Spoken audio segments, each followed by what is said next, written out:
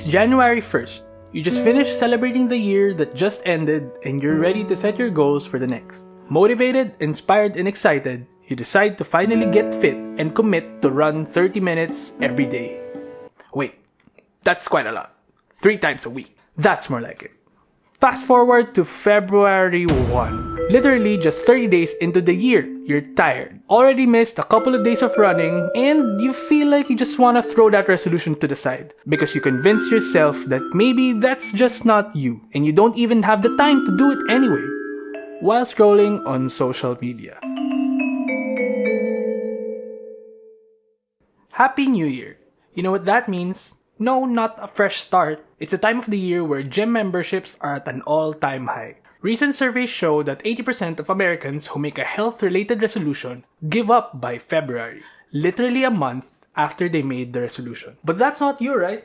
Or at least not what you want to be. Instead of crawling back to bed, you clicked on this video to learn how to make your resolutions stick. Thanks, by the way. Thanks for the trust. While of course results may vary, in this video I'll share to you what I do to make my resolutions stick. And maybe when you try it, it'll work for you as well. Around the same time last year, I stumbled upon this concept of having themes, not resolutions. But what's the difference? Themes are overarching, while resolutions focus on the specifics. While specifying what you want may come handy at times, it really doesn't work for me when it comes to goals, especially on New Year's resolutions. Think of it this way. We set our resolutions at the start of the year, not knowing what's there to come for the rest of the year. Not even the rest of January, and still we trust ourselves to carry on that specific thing till December. While that can work, yes, more often than not, it really doesn't. Which then brings the sense of failure to us, making us crawl back to the unwanted habits that we're trying to fix in the first place. But you still might be wondering, what exactly are themes? Let me give you an example. Instead of maybe having a New Year's resolution to run 3 times a week in the hopes of getting fit, maybe you can turn it into a theme of getting healthy or get fit. With this, you can focus on a more holistic approach into how you can get healthier. You might even find small things to tweak just by looking into your current lifestyle, rather than adding more activities to stress you out even more. Maybe as simple as cutting back a bit on processed food, or even just saying no to snacking before going to bed. You take off the burden of having things that you must do for you to achieve your goal. Cut yourself some slack. Focus on the long run.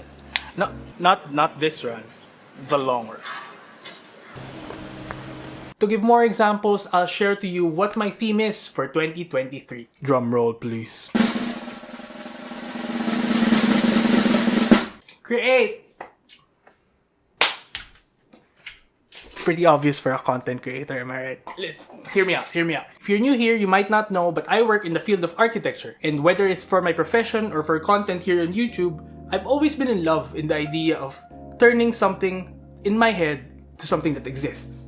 Creating that idea into something that exists. I even said this in my first ever YouTube video. The turning point for creatives is when they lessen their consumption and actually turn it into creation. And since then, I've transitioned from making videos once a month just out of pure fun to actually committing and uploading a video every single week. Which reminds me, if you're enjoying this video and want to see one like this each week, make sure to subscribe. Just double check right now. You might not know it and you're not subscribed. Don't worry, I'll wait.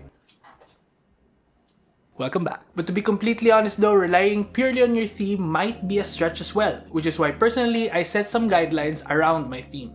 Here's what I do. I try to answer this question. What is insert theme for me? So in my case, what is creation for me? Or what is to create for me? What this does is it helps me associate things I do in my life into my theme. I can say creation for me is when I get to create stories that I enjoy telling, or creation for me is when I create opportunities where I learn and grow, and so on and so forth. While this seems a bit more specific as well, I don't really go into the things that I must do like what a resolution normally implies. For example, I don't say that creation for me is when I get to produce a video each week, because that's basically just going back to what a resolution is. I hope that made sense. If not, you can just press J on your keyboard to go back 10 seconds and maybe it'll make sense then.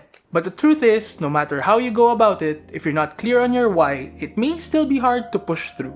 But that's for a different video. Again, a happy New Year to you, yes you watching, and your family, and I hope you have a very wonderful 2023. Also, I'm curious, What is your theme for 2023? I'll wait for your comment down below. And if you like this video, make sure you subscribe for more because there's a new video each week. I mostly talk about design, tech, and travel, but we talk about stuff like these, stuff we learn along the way. So make sure you subscribe and I'll see you next week. Bye!